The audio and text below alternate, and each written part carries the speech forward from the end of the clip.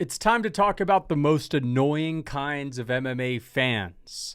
Now, we're not going to be talking about specific fighter fan bases, but we're just going to be talking about different kinds of MMA fans that we've all interacted with that are just annoying, man. And the first one that we are going to discuss is the famous, "you would never say that to his face" fan. These are the fans that swoop in at the smallest little critique you have. You could be talking about their skill set. You could be talking about how you think that their resume is slightly overrated. I don't know, man. I think this guy's going to outstrike him, and they'll be the first ones to call you a hater. And they'll also remind you that that fighter would beat you up, as if that invalidates your criticism. I could be talking about how I think that this guy's win is a little bit overrated, and they'll say, dude, stop being a fucking hater, asshole. This guy would beat your ass. Like, dude, we're comparing these guys to other pro fighters. If I'm not a fighter, I can still talk about the sport. Like, actually, how about you address the criticism? How about you address my statement? It's pretty obvious that this guy would beat people up. Like, so fucking what? You know, I saw like this post of John Jones is going to get this special belt sent to him because the UFC is going to glaze him for his career. And he had a great career in the octagon. I get that. And someone was like, bro, like, you know, someone was complaining about it, saying this is pathetic. This guy's a duck. And then someone in the comments said, you'd never say that to his face, though. Like, so what? Yeah, because if you said that to his face, he'd probably slap you. Like, okay. And, you know, you're going to get punked. What does that prove? If I want to critique Nate Diaz and I think his boxing is a little bit overrated, or maybe I think he's got no pop, just because Nate Diaz might beat my ass for saying that, if I said it to his face, doesn't mean it's incorrect. It doesn't mean it's an incorrect statement. You may as well just forget the responding, forget the statements. You may as well just come up to me unprovoked and tell me, yo, Nate Diaz would beat you up. Like, yeah, no shit. No shit. You get my point. These guys are the worst. They call everything hating as well. You know, you could just be saying, yeah, I think this guy's outside foot battles. No, stop being a hater, bro. Don't be a hater, man. You know, if you're rooting for one fighter over the next, those are also guys that'll call you haters. They're kind of similar. Let's get on to the next one. These are the worst. These are the worst. These are the ones that piss me off the most. Fans that can never accept greatness. Yes, we're talking about Topuria. I just don't understand why we're not behind this guy right now. No matter how great Topuria proves he is, no matter how unbelievable and otherworldly his performances are, as soon as a fight ends, they'll act like nothing ever happened. They didn't just witness the skill that was on display, the level of competition that was dominated as well, and they'll just immediately go, Arman beats him. Topuria flatlines Arman. Makhachev beats him. Topuria flatlines Makhachev. Paddy the Batty's going to be a problem. But after Paddy the Batty gets slept out cold.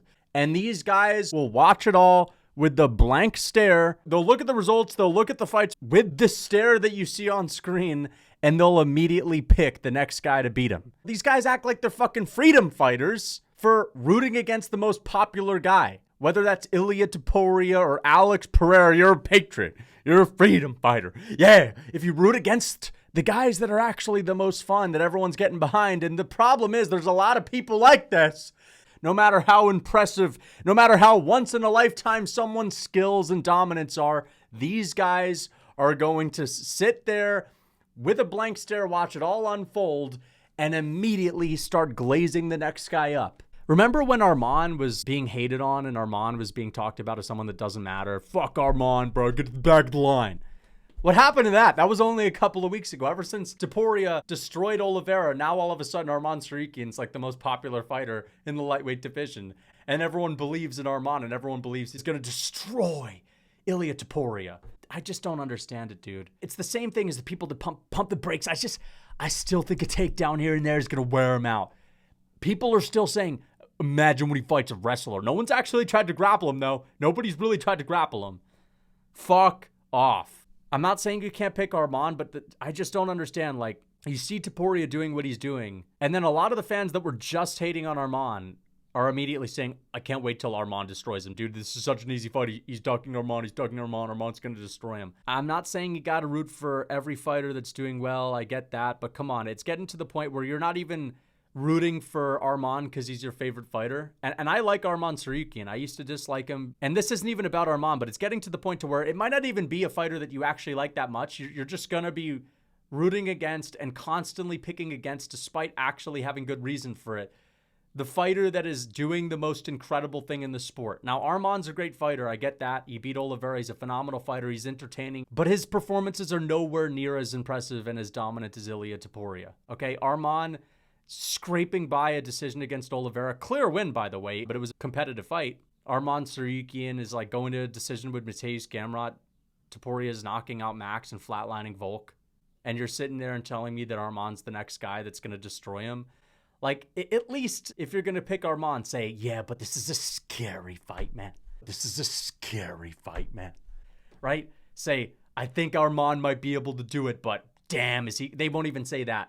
They won't even acknowledge that Topuria is that good. They'll just say, Topuria beat a bunch of watch fighters, not that good. They'll never accept greatness. And because of that, I feel like our sport is going to suffer because we kind of need a big star. We kind of need the fans to get behind them and rally around them, because that's the kind of buzz that will blow up the sport. When the fans, the hardcore fans, are talking about a fighter, oh my God, this guy's like the chosen one. When they really start talking, the outside world, the casuals, those are the people that I'm talking about. They'll start hearing the rumblings coming from the hardcore fan base. And they'll say, let me check out this Topuria guy. I'm going to watch him fight. People are freaking out about this guy. But because there's like hundreds of thousands of fans that are not doing that, they're saying, this guy sucks. That's not going to happen. Okay. All right. So let's get on to the next one. The real hardcore fans. I mean, I feel like we've already discussed this. So like every single fan on this list is like a real hardcore fan. But like these are the guys that are picking Patchy Mix to destroy Mario Batista. All right. These are the guys that are making Patchy Mix edits and saying in the comments, like you could be this is what I imagine. An edits page with like 10,000 followers posting Patchy Mix edits before his fight with Mario Batista, and one comment being like, bro, fill me in on the lore. Is this guy actually good? And them saying, I think Merab might be a tough fight, but everyone else, he low-key destroys. That's basically this guy, okay? This is the guy that responds to a comment saying, no way, I wonder if Patchy's actually that good, and they'll be like, dude, he's the real deal, probably beats O'Malley on Umar, Merab, but I think Cejudo might be actually a tough match for him. You know what I mean? They're kind of like the MMA Nerd, where their Bellator guy, their Amosov, their Kasangane, their Oliver Mercier, like those guys will beat the who's who in every division, but their tough matchup will be the number 9 ranked UFC guy. These guys will tell you, I think he beats Dricus. I think he takes out Hamzat and Whitaker. Adesanya would be an interesting one, but I think he beats Adesanya. But Vettori is actually going to be the big problem. I think Vettori's a bad stylistic matchup. Yeah, I think Vettori... Fuck you! Fuck you! Okay? These guys are the worst. And listen, I can see it through it all the time. They just want to be the hardcore in the room. They want everyone to know that I watch Bellator. They want everyone to know, because this is what it is. 99% of people don't watch Bellator. We don't watch PFL. And maybe you'll tune into another promotion once a year max. And so these guys, like, they have the power of knowing a little bit more than you, and they understand that you're totally ignorant. And so they could say anything and get away with it because you don't know if they're telling the truth or not. You don't know if they actually are talking in an objective way. Like, they've seen Patchy Mix fight a few times. They see he's okay. And because you're totally ignorant, they can just say anything and make you believe it. They could say, yeah, Patchy Mix hits like Ngannou, bro. And you've never seen him fight. You have no idea. But you're going to trust them because, like, oh, they watch other promotions, man. Yeah, sure.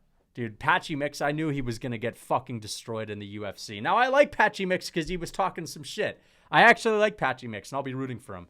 But, like, I knew he was going to get beat. And this is not one of those things where, oh, it's easy to say that in hindsight, although it always is. But in general, if you were to just watch his fights in Bellator, he's stiff as a board. His striking isn't that good. He's not like this dynamic wrestler. He's a grappler. Once he gets you down on the ground, he's good. He's great. But, like, even his wrestling, even his takedowns aren't that dynamic. He's always stiff. He's sort of like the freaking bantamweight Curtis Blades with the way that he moves around on the feet. So, although he does throw some knees and some kicks and whatnot.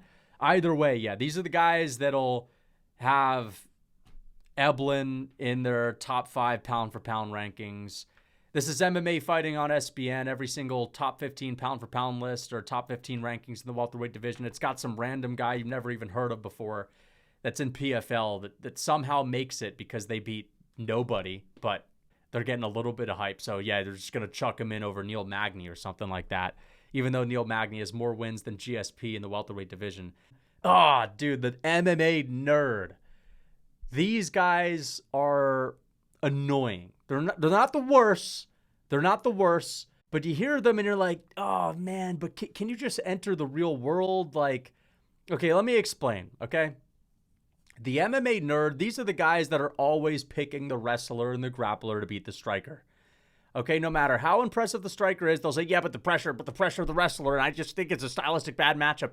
And sometimes it is. Sometimes it is, but these guys, 99% of the time, they're picking the wrestler, they're picking the grappler. It's the hardcore take.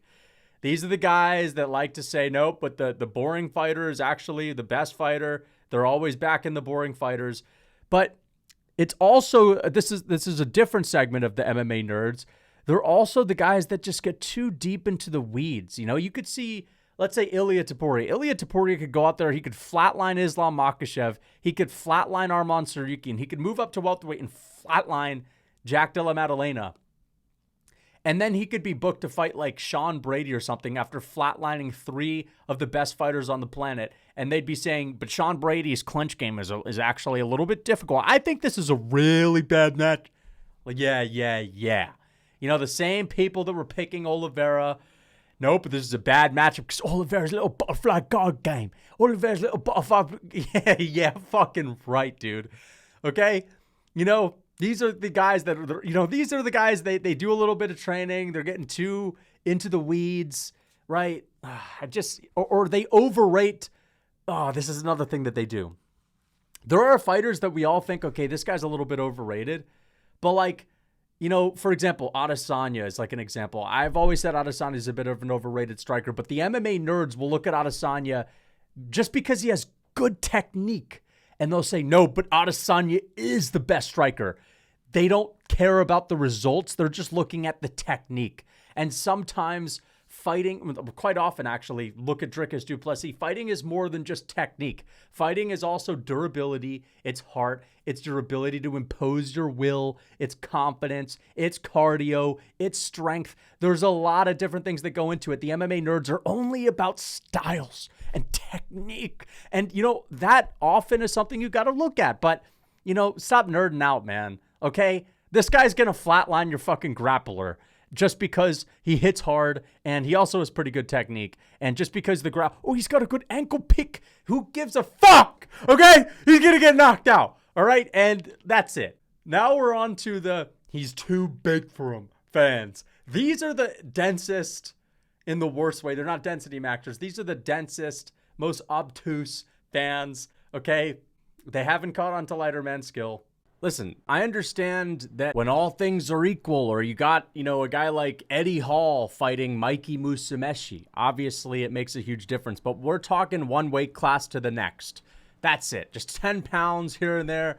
Listen, these guys worship pounds. I mean, if you think about it, it's actually really silly, especially taking into account the upper weight classes. Like, I'm thinking about Pereira moving up to heavyweight and just hearing a UFC fighter in an interview being like, Gon?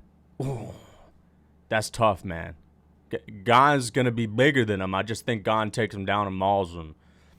Gon, it's a different battle up there. It's a different battle up there. Like, no, it's not a different battle. These are the kinds of guys that could watch, and I know I keep using him as an example, but like, these are the kind of guys that could watch Ilia Topuria flatline 10 lightweights in a row. Prove that he is the most dominant lightweight they've ever seen, okay? Manipulate fighters at lightweight with never before seen power, sending them flying out of the fucking octagon. But because he fought at 145 back in the day and because he's short, as soon as he crosses into the welterweight division, automatically the universe changes and all of a sudden he is not effective. And Neil Magny beats him. And I'm just imagining like a Jorge Masvidal pros pick James Lynch interview. Jorge saying, It's a different battle up here, man. It's a different game up here. The pounds is too much. The pounds is too much. The reach is too much. We've seen Mateusz Raubecki destroy people with long reaches. Like, we've seen Randy Brown get KO'd by JDM. We've seen people with long reaches get beat by guys that are shorter with short reaches. And again, the pounds, bro. Yuri Prohaska. Listen, we know that lighter man skill is real, especially when we get high up in the heavier weight classes, because there are just less people that are walking around at like 6'4", 250. There aren't many people that are that big. Therefore, the talent pool is smaller. And on top of that, big people tend to go into other sports instead of MMA. So we have the fucking runts of the litter. Yuri Prohaska, who's actually pretty good. They'll pick against him if he goes into a fight with Shamil Gaziev, because, man, Gaziev's just going to weigh on him. DDP, if DDP were to move up to heavyweight, you'd have people saying, heavyweight's obviously too much. That's ridiculous. Way too much. Dude, Dricus du Plessis would fucking beat the absolute fuck out of some of these heavyweights. Bro, Dricus du Plessis would give these heavyweights outside of the top 5 absolute ass whoopings that you would never even want to see, because they'd be so brutal, so vicious, so much skill difference. Okay? All right? Again, I'm not saying that flyweights could move up to lightweight, that bantamweights could move up to welterweight. I'm just saying that, you know, the pounds. Yeah. Let's forget about skill, speed. Let's forget about strength, power. Let's forget about, you know, everything else about fighting. 10 pounds. Just fucking blubs. You know, like, not like, how do you even describe just fucking, you know, blubbery human bodily mass? Just blubs. That is what these guys, like, again, we're talking about 10 pounds differences, 15 pounds. We're talking Pereira can defend takedowns against Magomed Ankalaev, but he gone and his blubs. Dude, I just created a new term, bro. Like, just straight up blub. Like, you know what I mean? It's blubber, it's muscle, it's fucking tendon. Straight up. That is it. Gone having a little bit more fucking blub is gonna make the difference. And he is going to, as a striker first and foremost, who fucking sucks on the ground to begin with, his extra fucking mass alone is gonna school Pereira or be too much. Yeah, fucking right. Okay? So, these fans are so annoying. They piss me off. All right? They're the densest, most obtuse fans in the sport. He was washed up, man, fan. So, essentially, these guys will call anyone that was recently beat washed up to discredit whoever recently beat them. Like, we're seeing it with Max Holloway. That's the most recent example. Max Holloway, 3-fight win streak, the best he's ever been. Massively improved, even since the Volkanovski trilogy. Like, where he went into the trilogy, improved since the rematch. He improved after the trilogy, went on a 3-fight win streak, flatlined Justin Gaethje, had the best performance of his entire career. Actually performed well against Ilia Topuria. So these fans, they don't even look at, like, how the fighter actually performed, because that's kind of important. Max actually looked good in that fight. And yeah, he's also 32 years old, but he's washed up because Ilia beat him. You know what I mean? Ilia knocked him out, therefore Max was washed. First round, second round, no, Max wasn't washed. Max actually was doing really well. He was very competitive, was looking awesome. You know, if it wasn't Ilia Topuria in the cage that night, Max Holloway probably beats every single featherweight on the planet, maybe except Volk. But yeah, third round, as soon as Topuria throws his right hand right before it connects, Max is automatically washed at the age of 32. Yeah, sure. Okay? But you know what's not all right? Rocking around this summer with the physique of Shamil Gaziev when you're not Shamil the Blob Gaziev. There's no excuse. It's time to stop procrastinating on your diet. It's time to stop procrastinating on going to the gym. We're already midway through the summer. You're either going to lock in now and at least be lean and mean for September when it's still kind of warm, or you're never going to lock in. You know, you're going to put it off till next year. So if you guys want to lock in and you want help sticking to a diet that's not miserable, or you want to work out but you don't even know where to start, you can check out my Real Food Cookbook and my beginner lifting program. So if you're interested, check these programs out. The link is in the description. Use code MMA for 30% off. Let's get back to the video. Or Volk was washed. Yeah, let's not even look at like the way Volk fought. Dude, people are going to be commenting that this whole video is just Lucas taking a dig at the people that are critiquing Ilya. I know, I'm just using that as a recent example. But like, you know, there's a difference between being slightly declined and washed. Not even Oliveira's washed. Oliveira slightly declined, and he just got destroyed because he has no defense, and he's never had defense. It's not just because he's washed. But let's get on to the next one. Oh yeah, dude, this is a bad back-to-back-to-back one because it's gonna tie into the Topuria thing again. Listen, that's just the most recent example, but this has been a problem in the MMA fan base for more than 5 years. This has been a problem for like 10 years. It's gotten worse and worse. Just anytime someone's talking a little bit, like Giga Chikadze, he was talking a whole lot of smack before the Calvin Kattar fight. People were just like waiting on his downfall, praying for his downfall. And don't get me wrong, I'm not saying you should root for a fighter just because they talk shit, but I just don't think that's a reason in enough to root against them. Like if they're going to be fighting your favorite fighter, I totally understand, okay, I want them to get humbled because that's your favorite fighter. But just rooting for every single opponent that the shit-talking fighter has, like, why? You don't like entertainment? Like, you're going to sit there and act like Conor McGregor's trash-talking era wasn't one of the best things that the sport has ever had?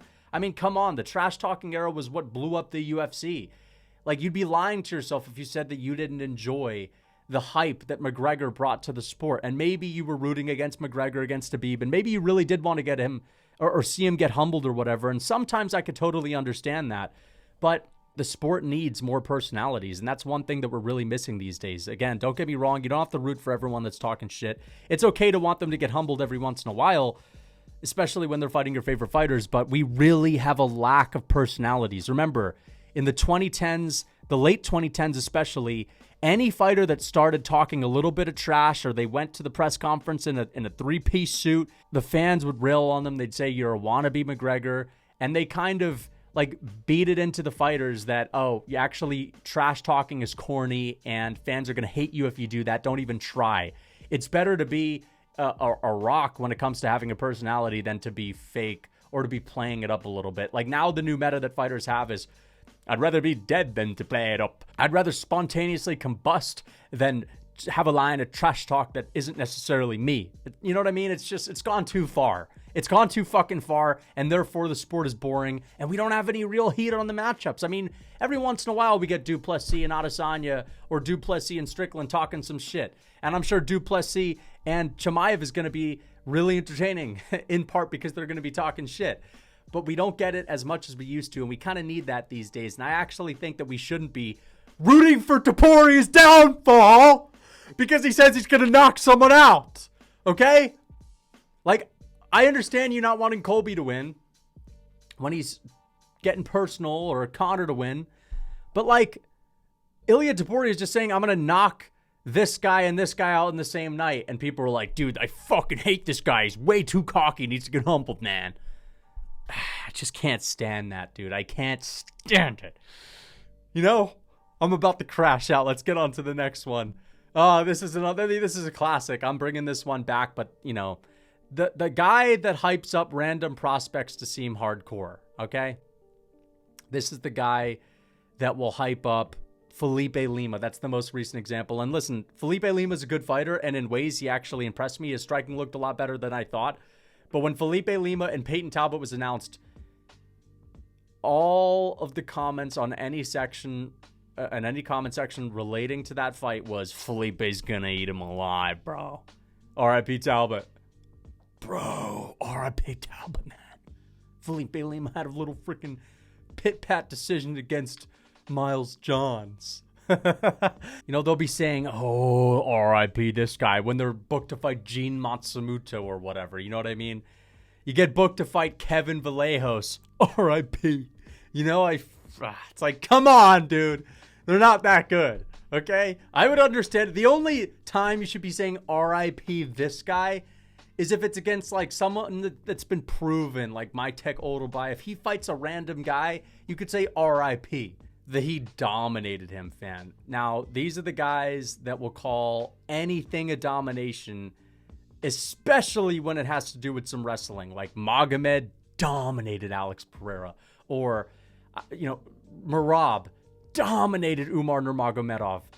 Like, those were actually close fights. Magomed, it was not as close as the Merab and Umar fight, but still a close fight. But Merab and Umar, I understand that people love rubbing it in to the Dagestan fan base and the Habib fan base, but that was not a domination.